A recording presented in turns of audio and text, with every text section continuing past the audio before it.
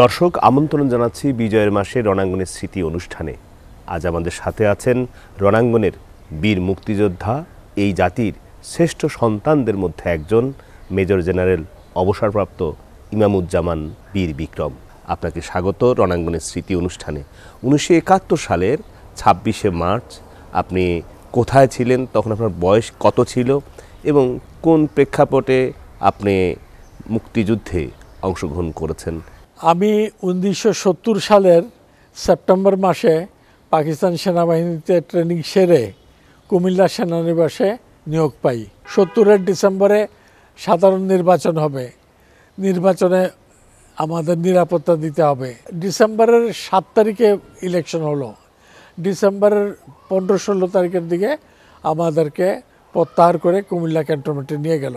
জানুয়ারি 71 থেকে প্রায় দেখতে পারি যে পাকিস্তান থেকে সৈন্যবাহী জাহাজ আসতেছে, অস্ত্র গোলাবারুদ আসতেছে।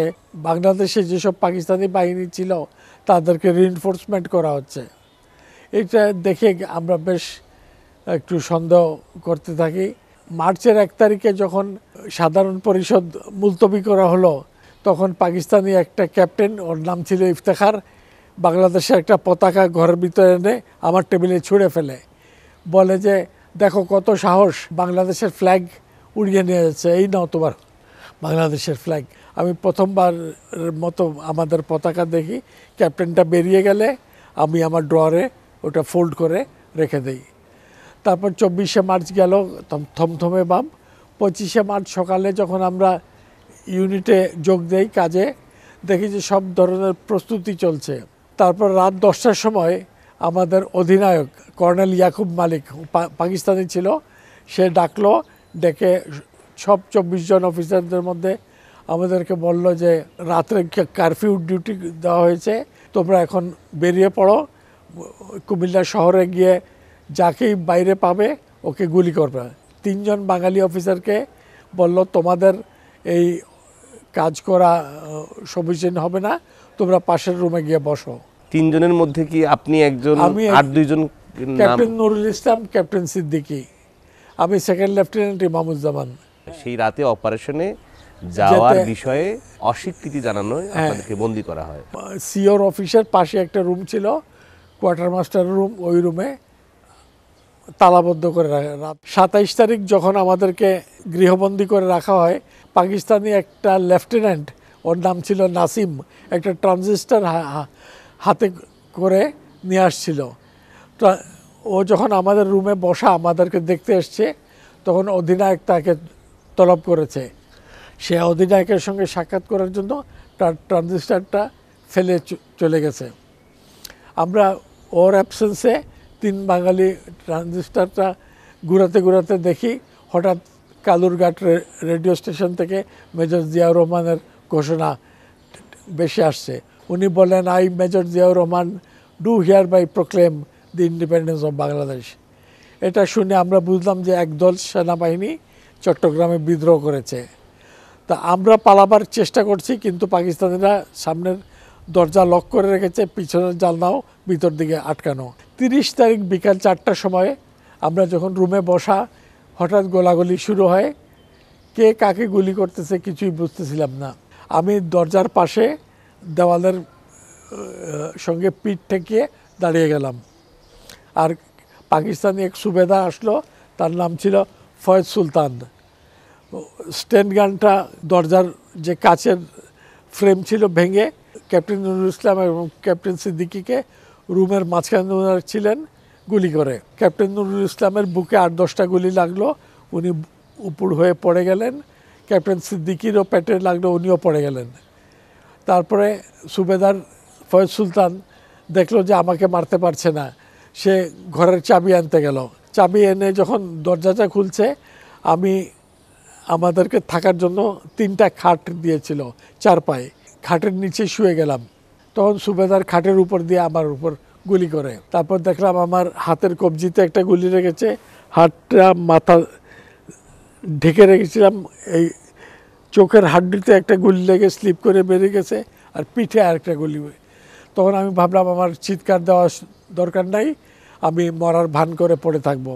তার আধা ঘন্টা পরে আরেকজন আসলো, গলার আওয়াজ আমি চিনলাম, তার নাম ছিল মেজর সুলতান, ব্রিগেড মেজর। তো সেও বলল চেক করো এদেরকে। তো সিপাহীটা চেক করে বলো সারে তিনও খতম হো গিয়া। তখন ওই মেজর সুলতান হাতে একটা হাততালি দিয়ে বলল চলো সারে বাঙালি খতম হো গিয়া।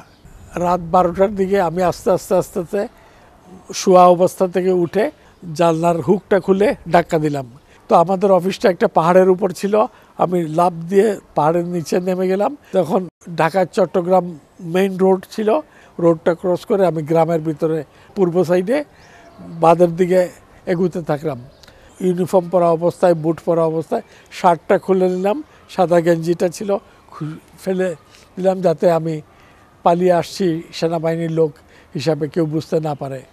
নদীর ভিতরে ঝাঁপ দিলাম, কিছুটা সাঁতরে কিছুটা আস্তে আস্তে প্যাডেল করে ভেসে ভেসে আস্তে আস্তে ওই পারে গিয়ে পৌঁছলাম। পরের দিন আমাকে বুড়িচং থানা দাতব্য চিকিৎসালয়ে নিয়ে গেল।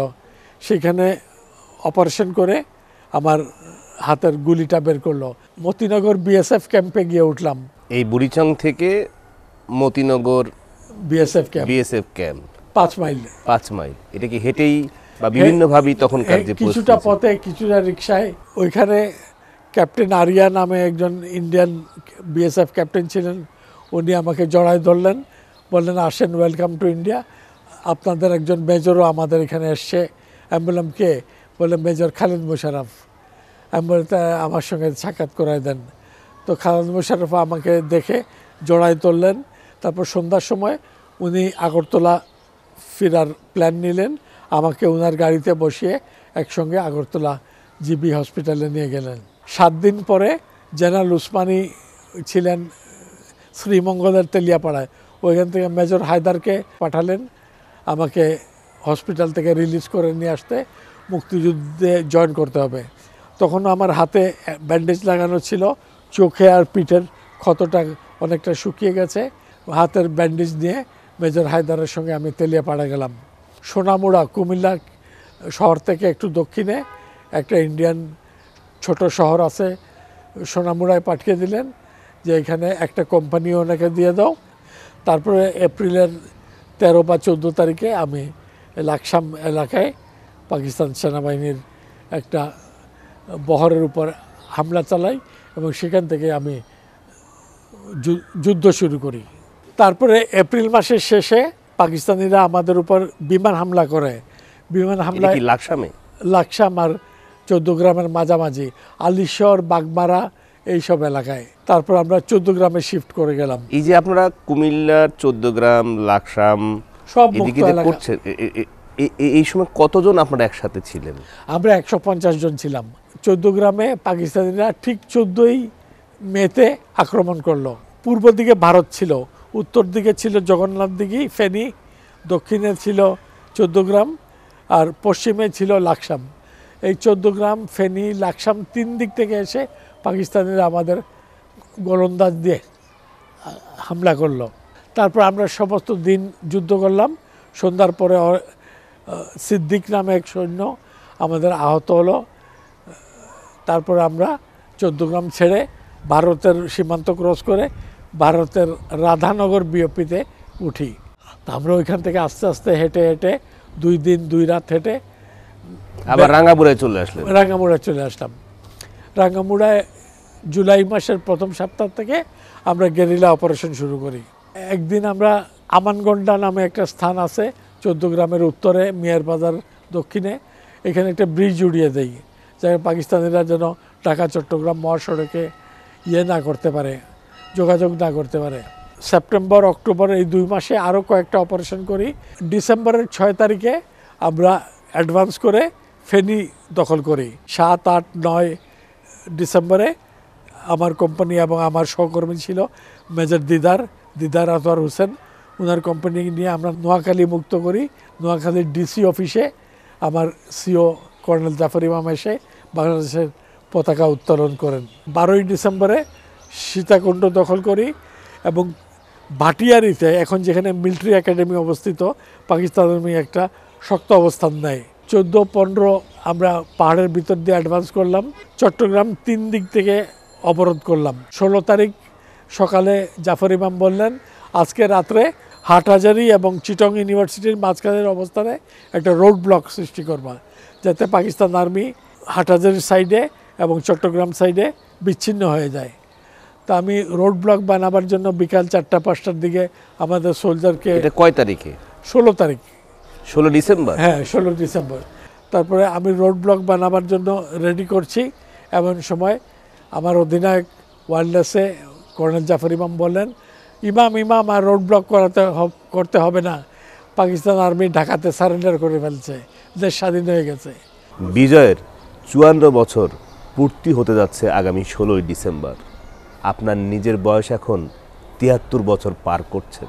যে আকাঙ্ক্ষা, যে প্রেরণা নিয়ে 20 বছরের একজন সেকেন্ড লেফটেন্যান্ট কুমিল্লা ক্যান্টনমেন্টে গুলিবিদ্ধ অবস্থায় তার আরও 2 সহকর্মীকে হারিয়েছেন, তারপর নানান চড়াই উতরাই পেরিয়ে বিভিন্ন এলাকা হয়ে আপনি ভারতে গেছেন। ভারত থেকে আবার কুমিল্লার 14 গ্রাম, একই রকমভাবে লাকসাম যুদ্ধ করে স্বাধীন করে আপনি চলে গেছেন সেই নোয়াখালীতে, ফেনীতে, একই রকমভাবে চট্টগ্রামে। সেই স্বপ্নের বাস্তবায়ন এই 54 বছর পরে এসে আপনি কেমন দেখেন? কতটুকু প্রাপ্তি বাংলাদেশের? আমি কিন্তু হতাশ নই, কারণ আমাদের মেইন বৈষম্য ছিল পাকিস্তানি এবং বাঙালিদের মধ্যে। পাকিস্তানিরা আমাদেরকে যে শাসন করত, শোষণ করত, এটা অকল্পনীয় ছিল। আমরা পাকিস্তানিদের অত্যাচার থেকে মুক্তি পেয়েছি, কিন্তু 72-এর পর থেকে এই পর্যন্ত যত সরকার এসছে তারা সবাই চেষ্টা করেছে দেশে শান্তি, শৃঙ্খলা, সমৃদ্ধি আনতে। কোনো সরকারই পূর্ণভাবে সফল হয়নি। পরিবর্তন কিছু হয়েছে, কিছু হচ্ছে, কিছু হবে। আপনার অনেক ব্যস্ত সময়ের মধ্যেও আপনি এই বিজয়ের মাসে রণাঙ্গনের স্মৃতি অনুষ্ঠানে আপনি সময় দিয়েছেন, এজন্য আপনার প্রতি কৃতজ্ঞতা এবং আপনার সুস্বাস্থ্য এবং দীর্ঘায়ু কামনা করে আজ এ পর্যন্তই। ভালো থাকবেন, সুস্থ থাকবেন।